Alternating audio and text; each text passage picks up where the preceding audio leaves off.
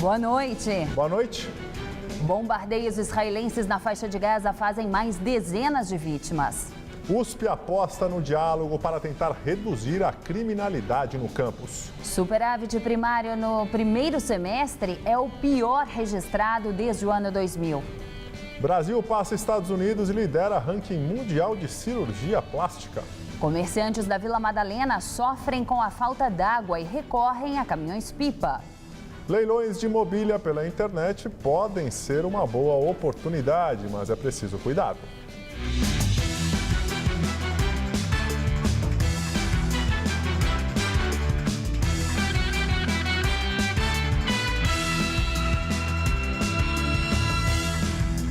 Guerra no Oriente Médio, bombardeios israelenses na faixa de Gaza fazem mais dezenas de vítimas.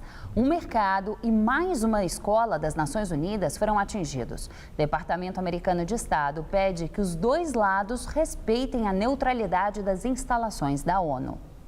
Uma trégua humanitária de 4 horas não chegou a funcionar com ataques dos dois lados. Um míssil israelense atingiu uma rua ao lado de um mercado. Pelo menos 17 pessoas morreram.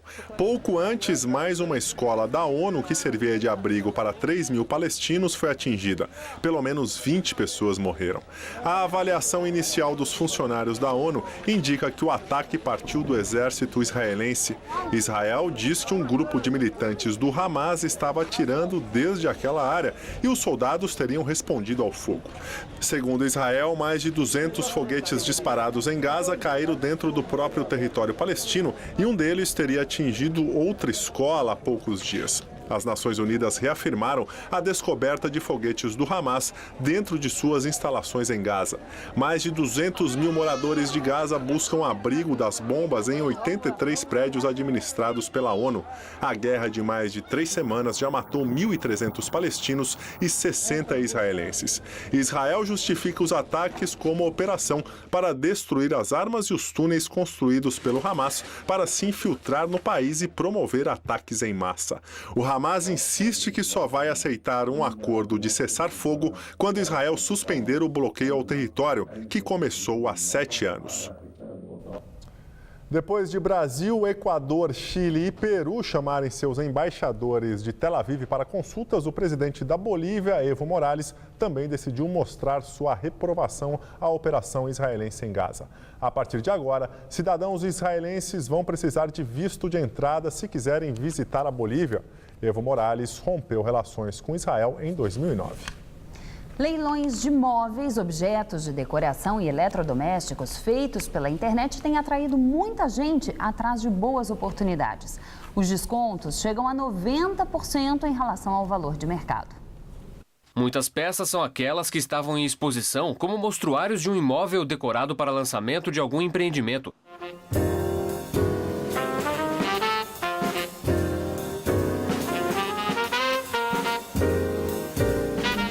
Pede que a pessoa venha visitar, devido às fotos serem meramente ilustrativas. Os itens eles são vendidos no estado em que se encontra, tá? Não tem garantia de troca, nem de nota fiscal. Então a pessoa tem que vir visitar para não dar um lance errado. Na retirada também é por conta do arrematante, a pessoa tem que vir retirar, tem a desmontagem, tem a embalagem e o transporte dos bens. Foi assim que Ana Clara adquiriu os primeiros itens do apartamento novo. Este suporte para televisão, revestido com couro, veio com pequenos arranhões que um conhecido da família vai arrumar. Eu consegui comprar por R$1.000 e é um móvel que é avaliado em R$15.000, de 15 a 20 mil reais. Em apenas 3 meses, a Ana participou de 4 leilões. Comprou vários objetos para casa, muitos armários, alguns ainda desmontados, quadro, luminária e também 2 poltronas. Juntando tudo, uma economia de 60% no valor dos objetos. Eu acho que eu vou continuar comprando sempre, porque acho que a gente sempre precisa de alguma coisa. Acho que mulher, principalmente, sempre precisa comprar alguma coisa para o quarto ou televisão. Ainda são poucos os sites que oferecem esse tipo de serviço. Para participar dos leilões, basta fazer um cadastro que permite à empresa avisar o cliente quando um novo produto estiver disponível. Ele é gratuito para qualquer pessoa acima de 18 anos. Lá vai gerar o seu login e senha, você se loga no site, entra no leilão que tem interesse e pede sua habilitação. O cliente também precisa pesquisar o valor do mesmo produto no mercado para decidir quanto quer oferecer pela peça na hora do leilão.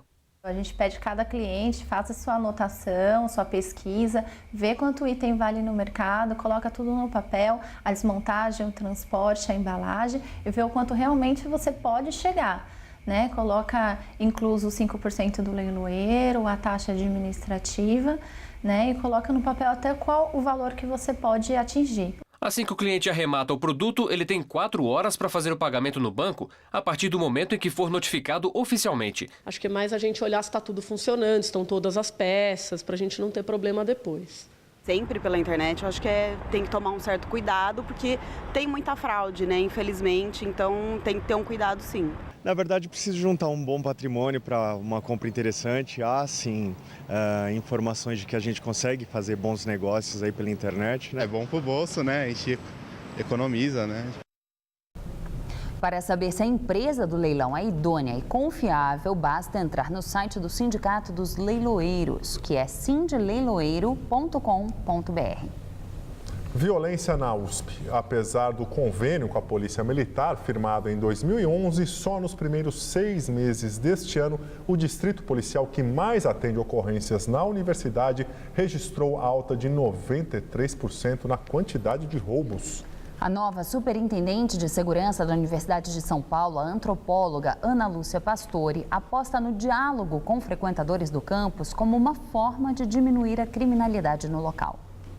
Quando o assunto é segurança no campus da USP do Butantã, a maioria dos alunos se diz insatisfeito. Cada dia fica pior, na verdade. Tem dias que tem várias ruas que não tem, que as luzes estão apagadas. Aumentou o número de assaltos, aumentou muitos furtos, a gente vê por aí. Há anos que a gestão da universidade vem tentando minimizar a criminalidade no local. Em 2011, o assassinato de um universitário no estacionamento da Faculdade de Economia foi o estopim para a assinatura de um convênio com a Polícia Militar.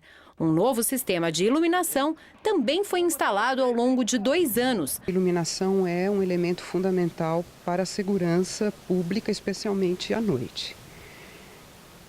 Juntamente com isso, precisa ser recuperado um projeto de monitoramento eletrônico das áreas comuns do campus. Hoje nós não temos um monitoramento eletrônico à altura de um espaço pelo qual circulam em média 100 mil pessoas por dia. Há 3 meses na Superintendência de Segurança, a antropóloga social assumiu um cargo antes ocupado pelo ex-coronel da Polícia Militar, Luiz de Castro Júnior.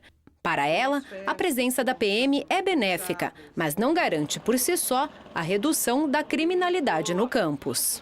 Uma das mudanças que já vem acontecendo com a nova Superintendência de Segurança da USP são os constantes diálogos com alunos, docentes e funcionários da universidade. Uma estratégia que deve ser adotada agora também com as comunidades do entorno do campus do Butantã. Em especial, os moradores da favela São Remo, que fica ao lado da entrada do hospital universitário. Uma passagem de pedestres garante acesso irrestrito ao campus, mesmo após as 10 da noite, quando apenas a portaria principal fica aberta. Foi por esta entrada, segundo estudantes, que 2 homens em motos tiveram acesso ao pátio do Grêmio da Escola Politécnica no começo do mês, quando fizeram um arrastão e levaram pertences de 14 estudantes que estavam no local.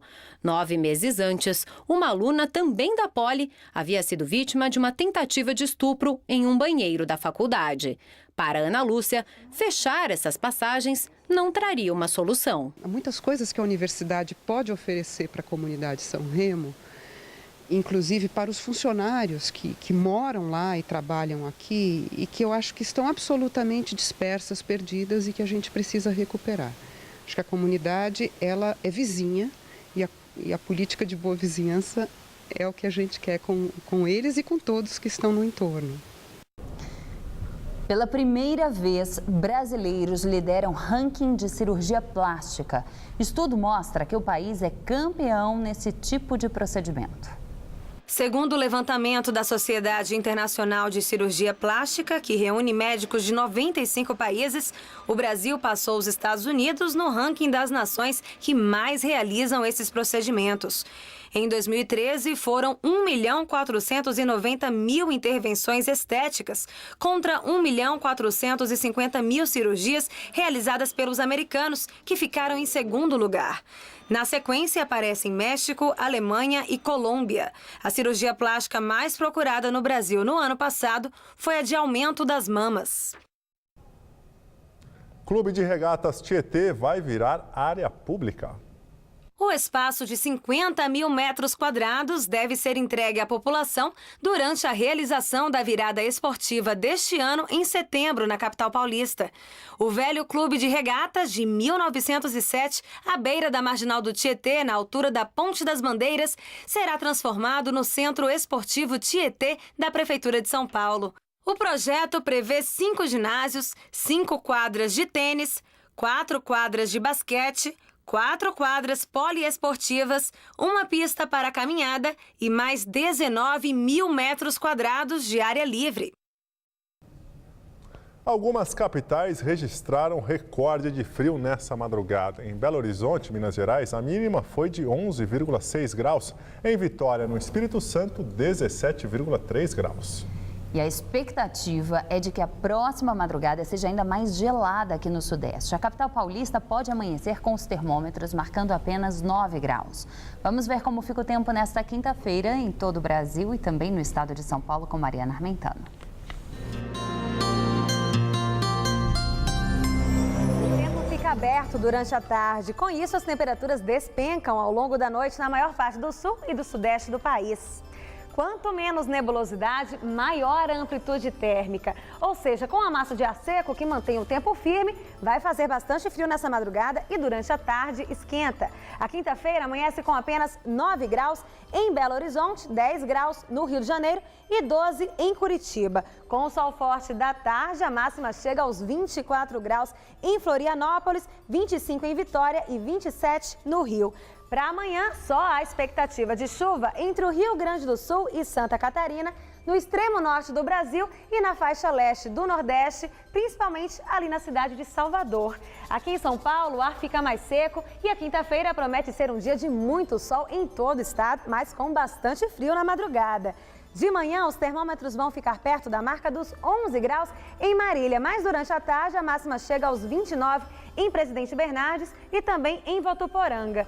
No norte do estado, a máxima vai aos 25 graus em Franca, 26 em Barretos e aos 27 graus em São José do Rio Preto. Aqui na faixa leste, máxima de apenas 21 graus amanhã em São José dos Campos. Pode gear na região de Campos do Jordão e o dia amanhece com neblina nos vales do Paraíba e do Ribeira, em áreas serranas e também aqui na Grande São Paulo. A madrugada desta quinta-feira pode ser a mais fria do ano aqui na capital paulista. Amanhã, mínima de 9 e máxima de 24 graus à tarde. Na sexta, dia bem parecido, com máxima também de 24. E o fim de semana promete tempo firme e temperaturas em elevação. Máxima prevista de 26 graus no sábado. Daqui a pouco eu volto no Jornal da Gazeta, edição das 10. Até lá!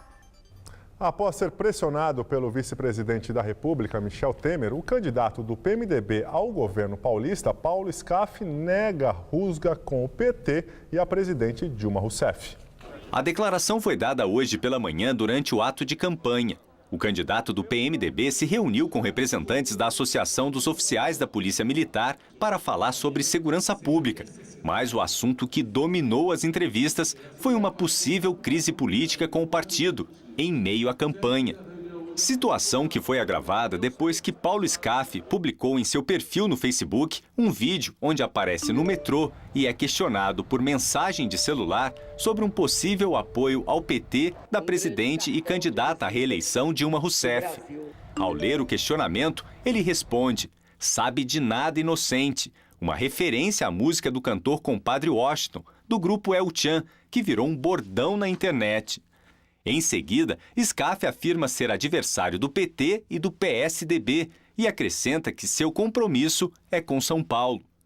A peça publicitária gerou um desconforto entre os PMDBistas e coordenadores da campanha de Scaff, que estão evitando falar sobre a polêmica. Esse assunto é um assunto que está sendo tratado pelo partido. Não cabe à campanha falar sobre ele. Portanto, eu não vou falar sobre isso. Ontem, o vice-presidente da República, Michel Temer, ligou para a SCAF para colocar panos quentes na polêmica. Ele é do PMDB e candidato ao mesmo posto na chapa de Dilma. No telefonema, Temer garantiu que colocaria a máquina do partido no Estado em favor de Dilma. Embora no plano federal PT e PMDB sejam aliados, SCAF quer desvincular a sua imagem com a da presidente Dilma Rousseff. Um dos motivos é o elevado índice de rejeição que a presidente tem no Estado. Segundo a última pesquisa Datafolha, a presidente tem 47% de rejeição do eleitorado paulista. Isto sem falar que SCAF tem como adversário direto o petista Alexandre Padilha, na disputa pelo governo do Estado. Hoje, durante o compromisso de campanha, o presidente licenciado da Fiesp negou qualquer desentendimento com Dilma. Uma rusga não, da minha parte não há rusga nem com a Dilma nem com ninguém. Agora é lógico que o PT estadual, o PSDB, eles estão incomodados com a nossa candidatura. Mas isso significa que as coisas caminham bem em relação à candidatura. No eventual segundo turno, o senhor não teme perder o apoio do partido? Não temo nada, as coisas estão caminhando bem. Os 3 candidatos mais bem colocados nas pesquisas eleitorais para a presidência da República participaram hoje de uma sabatina promovida pela Confederação Nacional da Indústria em Brasília. Eduardo Campos, do PSB, prometeu governar sem trocar ministérios por apoio político.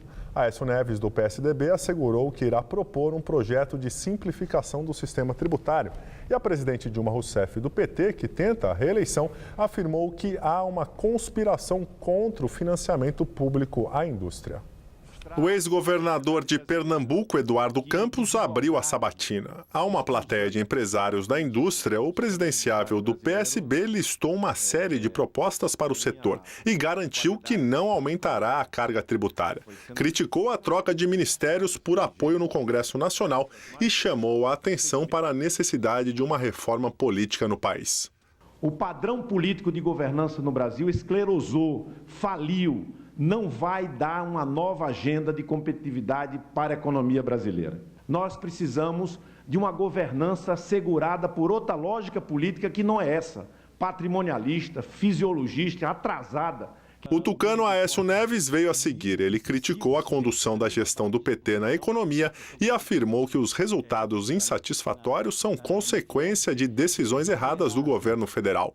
Aécio afirmou ainda que, se eleito, irá propor a simplificação do sistema tributário nacional. Nos primeiros dias do próximo governo, nós estaremos enviando ao Congresso Nacional uma proposta de simplificação do nosso sistema tributário, focando fundamentalmente na incidência dos impostos indiretos. A presidente Dilma Rousseff, que tenta a reeleição pelo PT, foi a última a ser sabatinada. Entre outros pontos, ela afirmou haver uma conspiração contra a concessão de financiamentos públicos pelo governo federal. Sem nomear os supostos conspiradores, Dilma disse que há propostas pelas quais o BNDES, o Banco do Brasil e a Caixa Econômica Federal deixariam de financiar a atividade industrial.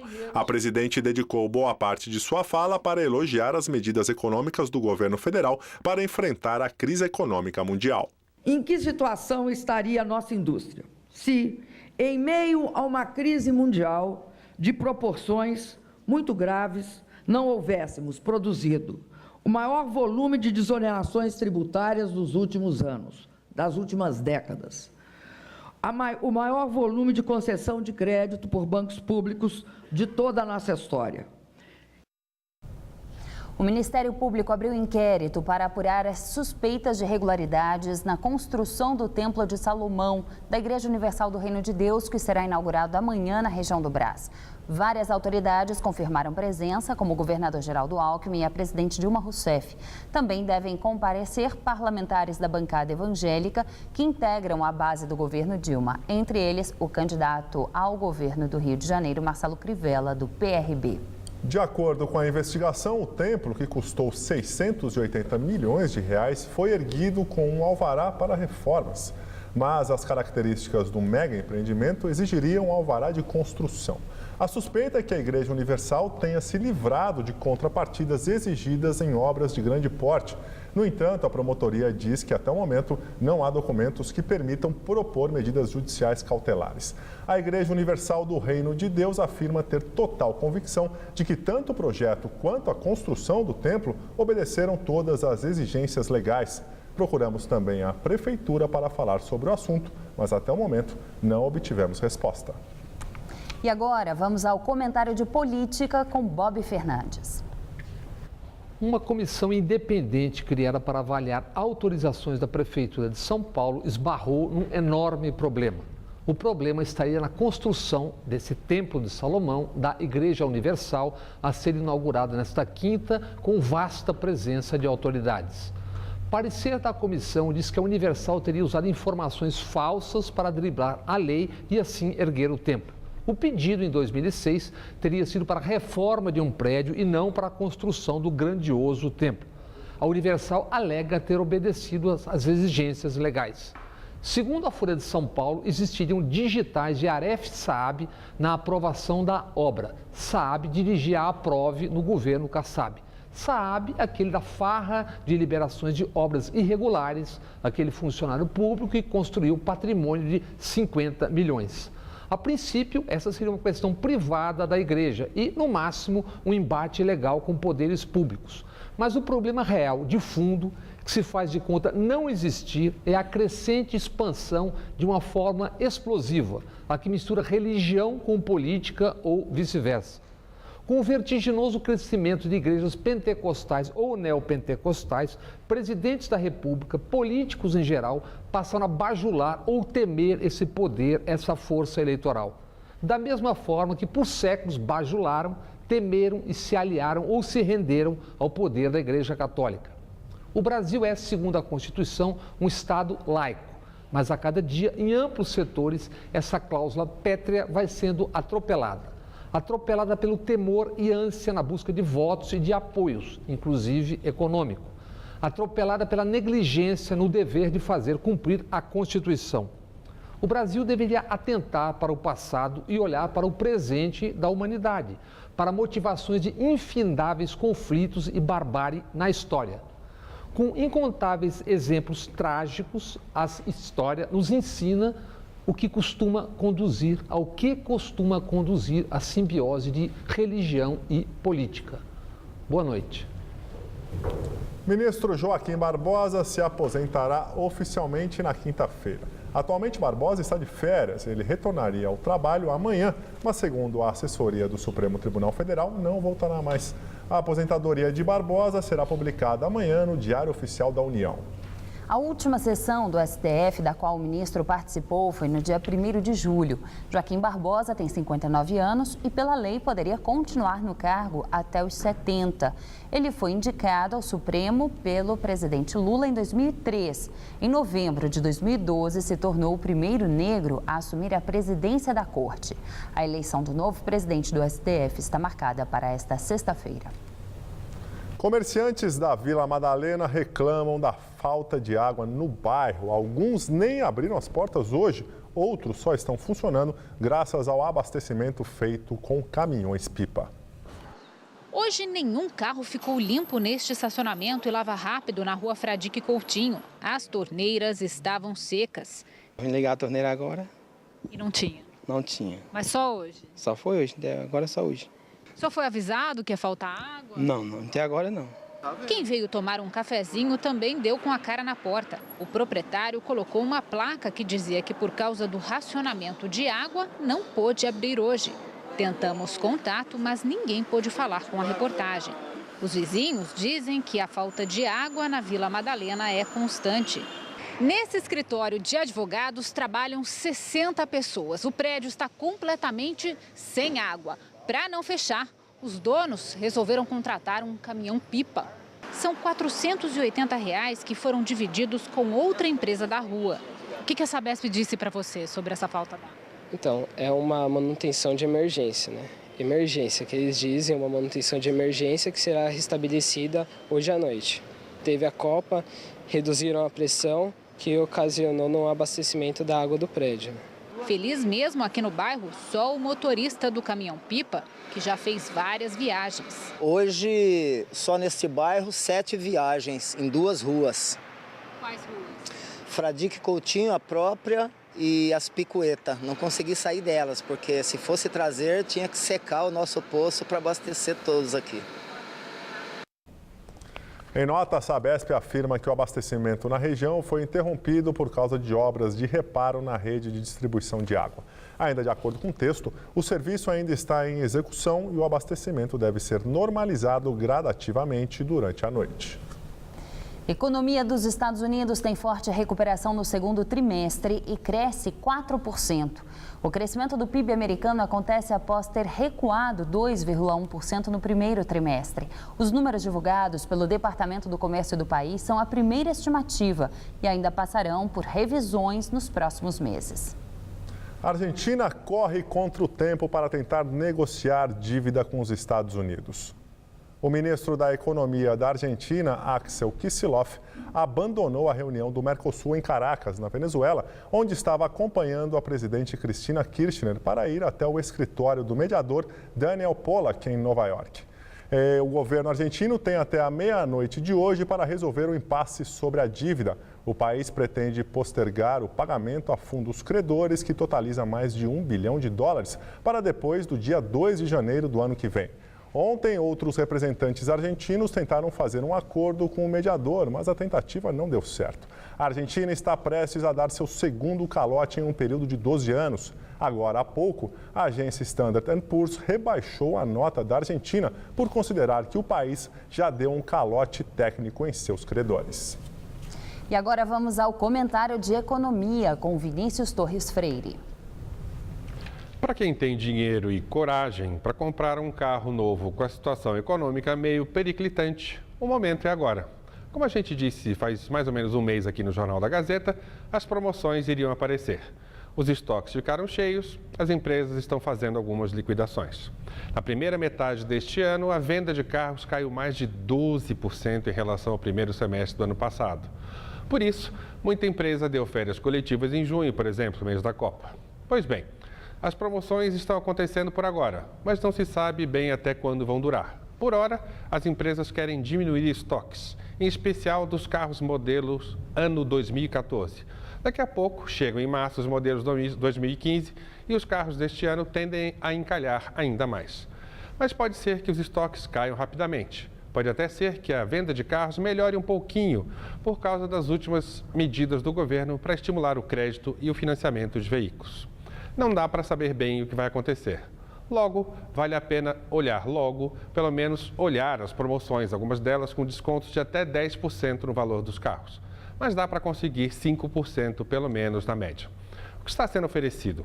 Algumas montadoras oferecem carro a preço de fábrica, outras taxas de juros que dizem ser zero. Várias oferecem IPVA grátis. A taxa de juros do financiamento quase nunca chega a zero. É preciso prestar atenção nas taxas, custos de cadastro e na diferença do preço do carro à vista e do carro financiado. Aí que aparece a verdadeira taxa de juros, na diferença entre os dois preços.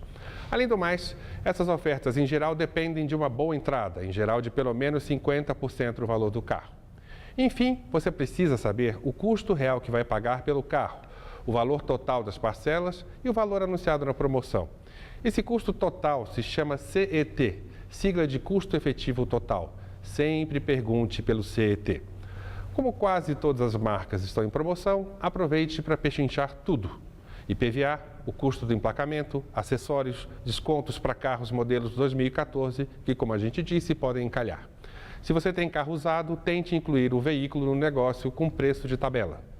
Quando falta cliente, a concorrência aumenta e fica mais fácil negociar. Boa noite. Brasil tem o pior superávit primário para um primeiro semestre do ano desde 2000. Segundo o Tesouro Nacional, as receitas federais superaram em 17 bilhões e 200 milhões de reais as despesas com pessoal, custeio, programas sociais e investimentos. O superávit primário, que é a economia feita para pagar juros da dívida pública, foi a metade do alcançado no primeiro semestre do ano passado e o pior para o período em 14 anos. A academia de boxe voltada para a população carente, antes improvisada com sucata, ganha equipamentos modernos de musculação. A doação de uma rede de academias renovou os ânimos dos alunos. No local não há mensalidade. Quem pode faz apenas uma contribuição. Os equipamentos que chegaram são usados, mas muito melhores que os antigos. Antes era os equipamentos tudo enferrujado, tudo quebrado, né? Sem dificuldade, a gente se machucava. Faltava aparelho, né? O que dava para se usar era enferrujado, né? Pouco para se aproveitar, se reutilizar, então o que tinha a gente fazia. Tava meio zoado, nós era lá do outro lado, lá não tava bom não. Mas agora tá legal, tá da hora, tudo novinho, né? Quase sucata mesmo, que agora fica encostada. No lugar dela, mais de 60 aparelhos doados por uma rede de academias que está renovando os equipamentos. E são apenas doações que sustentam o projeto, que funciona há 8 anos debaixo do viaduto Alcântara Machado, na Moca, e atende cerca de 300 pessoas por dia. A academia não cobra mensalidade. Quem pode, contribui com R$20 por mês. Jamais eu teria condição, quer dizer, tinha, né? Mas pesava muito. Porque o aluguel aqui em São Paulo é muito caro demais, o custo de vida, né? Além da academia de musculação, também funciona neste espaço uma escola de boxe, cuja estrutura melhorou bastante ao longo dos anos, mas que ainda precisa de improviso para funcionar. Olha só, blocos de concreto e até pedaços de pedra que servem como pesos. Aqui, um pneu velho e uma geladeira fazem a vez de sacos de pancada para quem treina boxe. A falta de tecnologia não foi empecilho para Felipe. Envolvido com drogas e pequenos furtos, passou 2 anos na FEBEM. Quando saiu, veio pedir ajuda e começou a treinar. Hoje é pugilista profissional. Para mim significou, sei lá, uma mudança na minha vida, né? Porque quem sabe o que eu poderia fazer, né, depois, né? Eu não queria fazer nada mais de errado, né? Mas e aí? O fundador do projeto procura agora um professor voluntário para ensinar artes marciais no octógono, que também foi doado. E quem sabe, revelar um campeão. Eu acredito que muito em breve, o ano que vem, nós vamos ter uma safra de pessoas diferentes aqui dentro, talvez até os maiores torneios da América do Sul, debaixo do viaduto, gratuitamente, como a gente sempre fez, os de boxe. Que eles nos aguardem, que logo, logo La Vega nos espera. E agora as notícias do esporte com Gabriel Cruz e Anita Pasques. Felipão é recebido por milhares de torcedores do Grêmio. Hoje à tarde, o treinador e a comissão técnica foram apresentados lá em Porto Alegre. Pois é, Gabriel, boa noite para você que está em casa. O dia do Felipão começou bem cedo, ainda no embarque para Porto Alegre, aqui em São Paulo. E desde as primeiras horas da manhã, a torcida do Grêmio já apareceu para apoiar o Scolari. O técnico Luiz Felipe Scolari foi recepcionado por alguns torcedores no aeroporto de Congonhas, que estavam animados com o retorno do treinador ao Grêmio.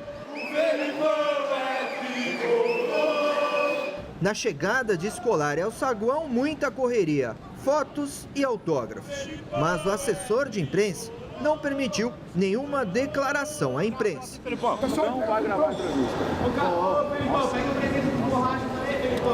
E assim, Felipão já começa o trabalho sentindo o carinho da torcida. Nesta relação de amor entre técnico e time, o momento não poderia ser melhor para um ajudar o outro num momento complicado.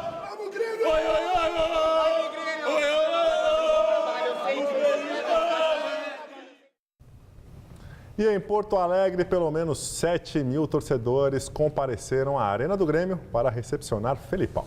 O técnico foi até o gramado, mas não comandou o treino de hoje. O Scolari ainda concedeu uma entrevista coletiva. Vamos ver uns trechos, vamos ver como foi.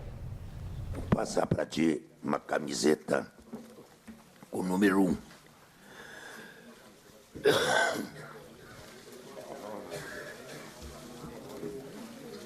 Tá bom.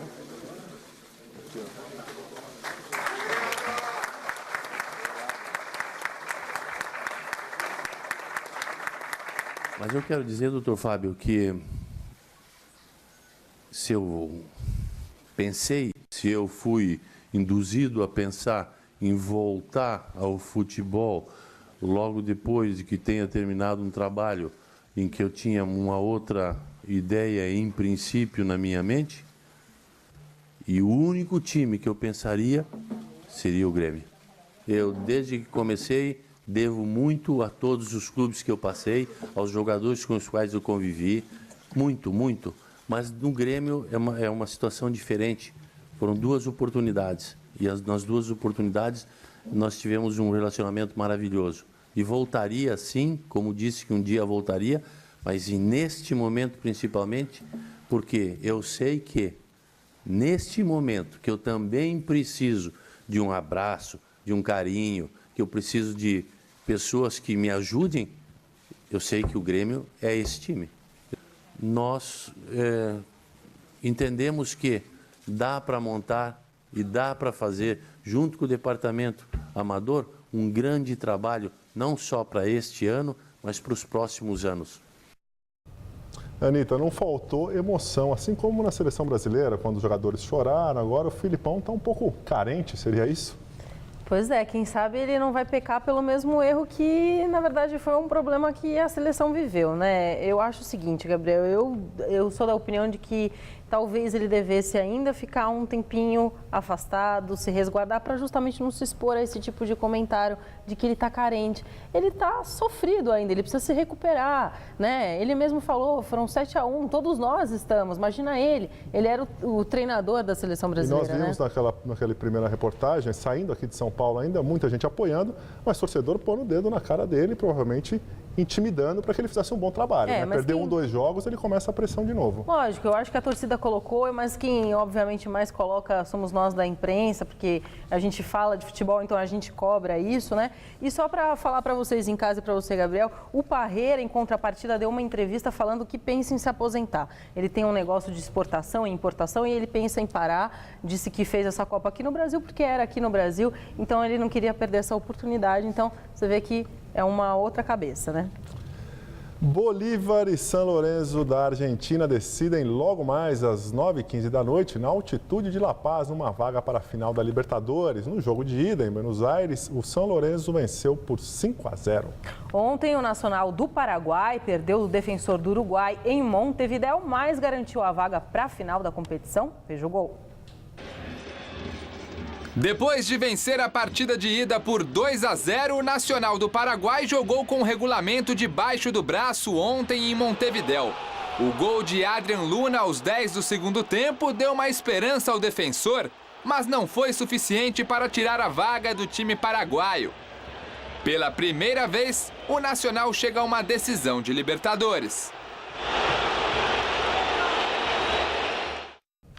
E o São Paulo joga daqui a pouco às 10 da noite contra o Bragantino em Ribeirão Preto pela Copa do Brasil. E o time entra em campo pressionado após 2 derrotas no Campeonato Brasileiro.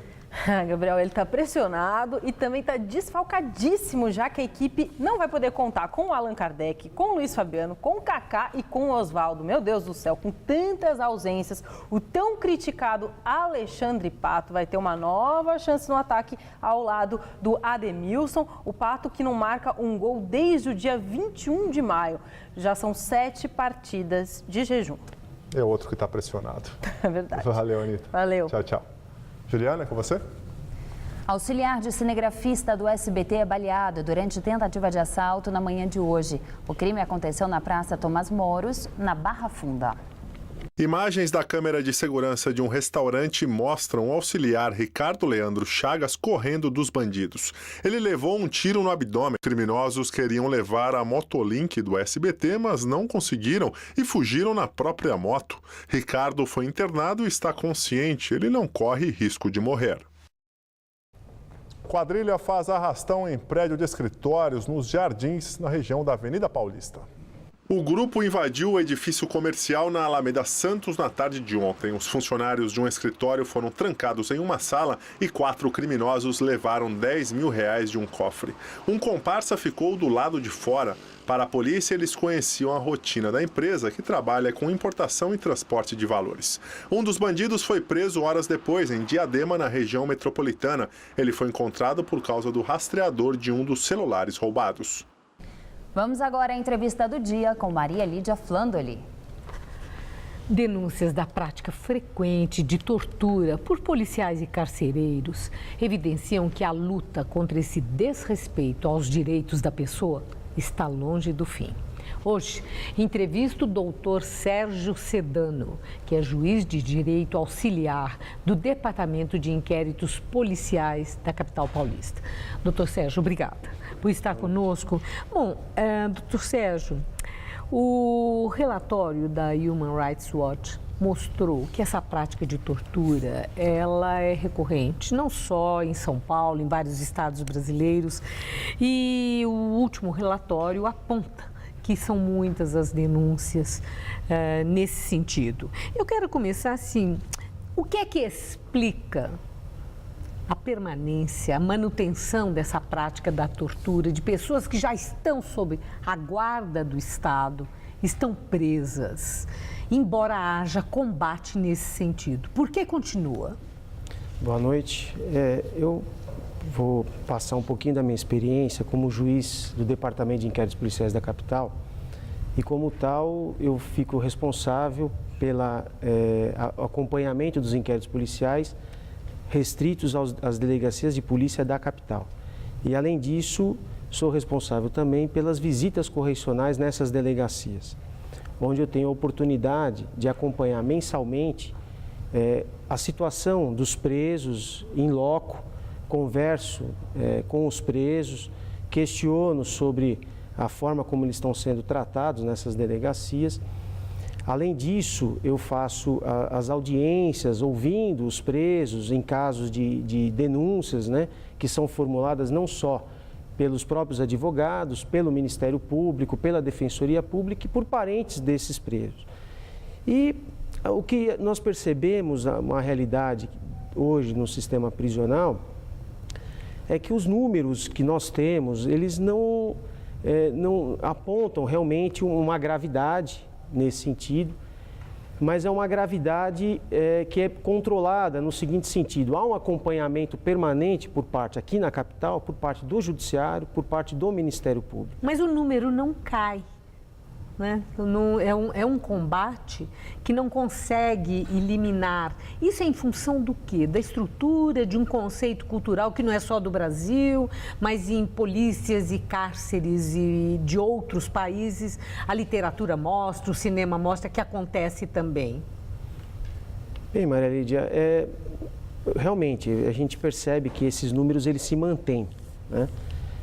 Mas há um empenho por parte do Estado em coibir isso. O Poder Judiciário ele não compactua com esse tipo de prática, o Ministério Público também não compactua. O interesse é a investigação criminal, mas não uma investigação a todo custo, né? E sim um aprimoramento dos órgãos policiais, do trabalho da inteligência.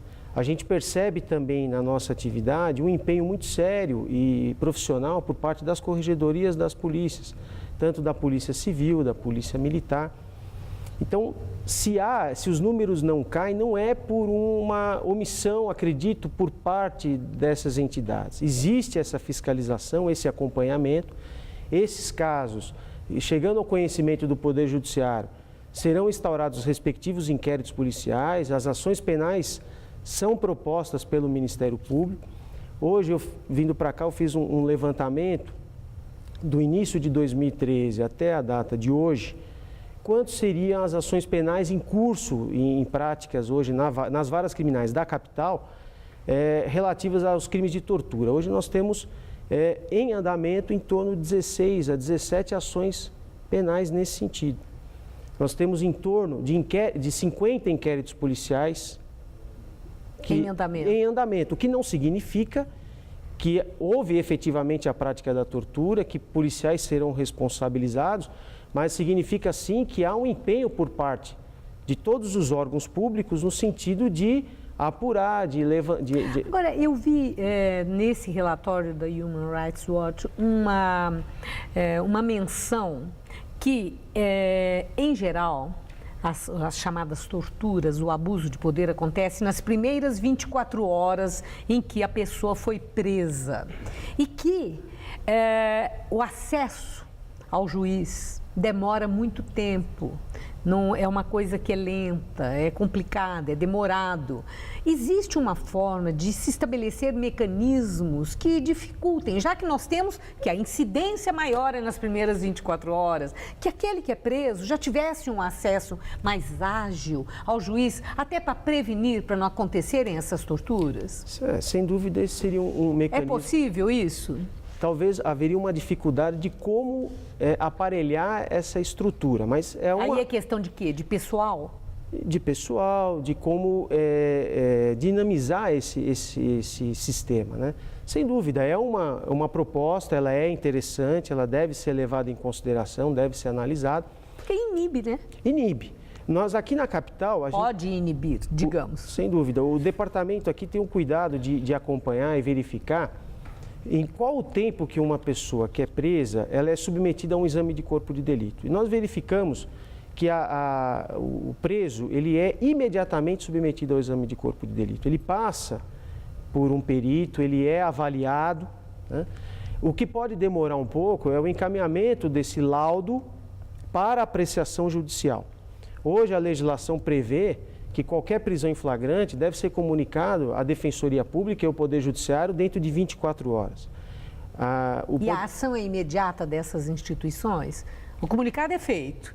E as instituições, elas têm uma condição pessoal, de poder de imediato tomar ciência do caso, acompanhar, o que eu acredito que um acompanhamento rápido e próximo também possa inibir? Sem dúvida, isso seria... Nós percebemos assim, um empenho, né, realmente por parte da Defensoria Pública, por parte do Ministério Público. Sem dúvida que são instituições que precisam, claro, sempre serem aperfeiçoadas, né? O Poder Judiciário também precisa ser aperfeiçoado, como esses órgãos que são responsáveis hoje, os institutos de criminalística, que fazem os exames de corpos de delito, também precisam ser ampliados. Talvez pensar numa descentralização maior desses órgãos na capital, para que permita uma elaboração mais rápida do laudo. O preso ele é avaliado imediatamente por um perito, mas pela legislação esse laudo, ele tem 30 dias para ser elaborado, né? E depois ele é encaminhado para a apreciação da Defensoria Pública, do Poder Judiciário, que sem dúvida acaba levando talvez até alguns meses. Mas tudo isso precisa ser aperfeiçoado. E a OAB participa desse combate, dessa atuação que também pode ser preventiva? A OAB é presente? Eu percebo que a OAB ela é presente, sim. Ela é presente. Nós atendemos diariamente advogados que trazem os anseios das famílias desses presos. Mas a instituição, a OAB, é presente? Eu percebo que ela é presente, ela tem essa preocupação, sem dúvida, em garantir os direitos humanos, a dignidade da pessoa humana. É um valor, é uma garantia que a OAB, eu percebo isso no dia a dia, tem essa preocupação, como também a Defensoria e o Ministério Público. A última questão é a seguinte: o senhor me disse que vai às delegacias, vai conversar com os presos, vai... O senhor é bem recebido? Quando chega, ou chega lá, chegou o fiscal, sabe? Como é que é? A delegacia ou a prisão, o senhor chegando, existe é facilitado o seu trabalho ou dificultado?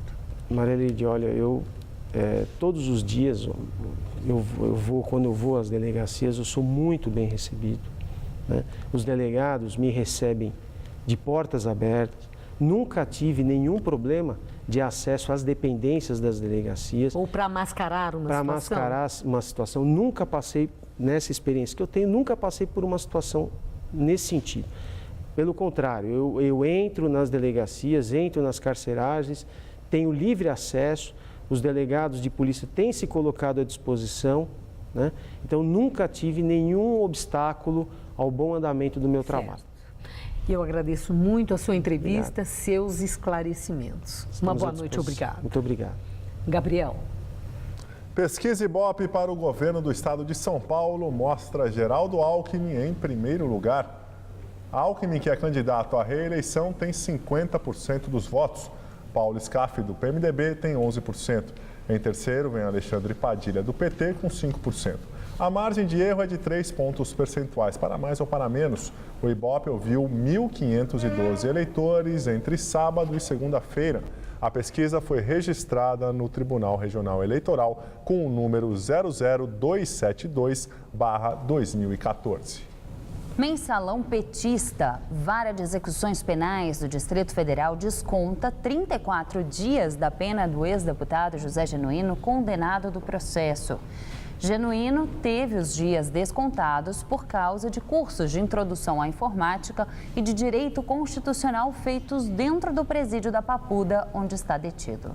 Com a decisão, Genuíno já tem direito a cumprir pena em regime aberto. No entanto, a autorização precisa ser dada pelo ministro Luiz Roberto Barroso, do STF, responsável pela execução das penas dos condenados. Observadores da Europa começam a vigiar a fronteira russo-ucraniana. Os representantes da Organização para a Segurança e Cooperação na Europa iniciaram a missão de vigilância no sul da Rússia. Eles estão em 2 postos de controle em Rostov, na fronteira russo-ucraniana. Segundo o Ministério das Relações Exteriores da Rússia, 16 observadores permanecerão lá 24 horas por dia, mas não soube especificar quando a missão vai acabar. Com a ação, Moscou procura responder às acusações de Washington e Kiev de que os postos de fronteira são usados para a passagem de combatentes e armas para os insurgentes pró-Rússia. Ontem, forças do governo ucraniano atacaram um reduto de insurgentes no centro de Donetsk, matando mais de 10 civis. De acordo com a Organização das Nações Unidas, o número de mortos nos confrontos na Ucrânia já chegou a 1.129. A Ucrânia afirma que perdeu 325 soldados e 27 guardas de fronteira durante o conflito. A União Europeia anuncia que estabelecerá mais sanções à Rússia caso o país continue a apoiar os separatistas da Ucrânia. Mais 8 cidadãos russos e 3 empresas estão na lista das medidas punitivas divulgadas hoje. Ontem já foram impostas sanções a setores de finanças, defesa e produção de petróleo. As restrições são uma resposta à guerra civil na Ucrânia. As medidas vêm depois da queda do voo MH17 da Malaysian Airlines, que, ao que tudo indica, foi abatido por um míssil disparado por separatistas russos. Em resposta às sanções, as mais severas desde a época da Guerra Fria, a Rússia afirmou que pode elevar o preço do gás para a Europa. A Rússia fornece 1/3 do gás consumido pelos europeus. O primeiro-ministro de Togo visita novo centro de tratamento de ebola na capital Lomé. O local foi construído com a ajuda da Organização Mundial da Saúde. O centro de isolamento foi construído no campus do Hospital Universitário da cidade. A África enfrenta uma epidemia do ebola. Segundo a Organização Mundial da Saúde, essa é a pior epidemia desde que o vírus foi descoberto há 38 anos. Acredita-se que a doença matou pelo menos 672 pessoas em Guiné, Libéria e Serra Leoa desde fevereiro. Ontem morreu um médico de Serra Leoa que estava à frente do combate ao vírus do país. Sheikh Umar Khan teve a doença diagnosticada há menos de uma semana. Essa é a segunda morte entre especialistas na doença. Autoridades de saúde de Hong Kong também se pronunciaram sobre o surto de ebola. Eles afirmaram estar em alerta máximo contra a doença que atinge a África. Apesar de não ter emitido nenhuma restrição de viagens aos países afetados pelo ebola, o Departamento de Saúde de Hong Kong afirma que o risco de contágio é grande, pois a ilha é local de conexões de voos. Entretanto, nenhum caso de ebola foi constatado em Hong Kong. E voltamos a falar sobre a crise na Argentina. Agências de notícias divulgaram agora há pouco que o ministro da Economia argentino, Axel Kicillof, e fundos credores não chegaram a um acordo sobre o pagamento da dívida do país. Com a recusa, o país pode dar calote. O prazo para o pagamento dos credores termina hoje. Chuva forte causa deslizamentos de terra em cidade na Índia. Pelo menos 10 pessoas morreram e mais de 150 ficaram soterradas. Cerca de 50 casas foram atingidas pela lama e 30 ambulâncias foram enviadas ao local para auxiliar nas buscas. 42 equipes de resgate chegaram ao local da tragédia, que é de difícil acesso.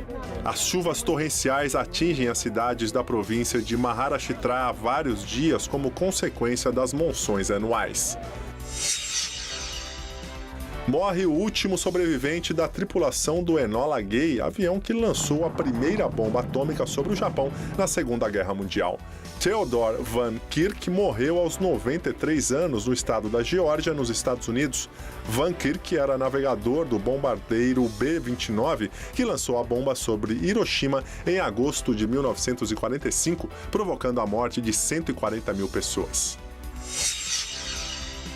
Embaixadores da Holanda e da Alemanha deixam a Líbia. A atitude aconteceu após a escalada de confrontos que eclodiram entre milícias rivais na capital do país, Trípoli. Ontem, as embaixadas da Espanha e da França também estavam sendo esvaziadas. De acordo com autoridades locais, cerca de 200 pessoas já morreram nos confrontos na Líbia nos últimos dias. O Jornal da Gazeta termina aqui. A edição de hoje pode ser vista daqui a pouco no site youtube.com/Jornal da Gazeta. Mais notícias logo mais no Jornal da Gazeta, edição das 10. Eu te espero. Nós voltaremos amanhã às 19 horas. Uma boa noite e até lá. Tire suas dúvidas sobre o pagamento de pensão no Todo Seu. Hoje, 10h30 da noite.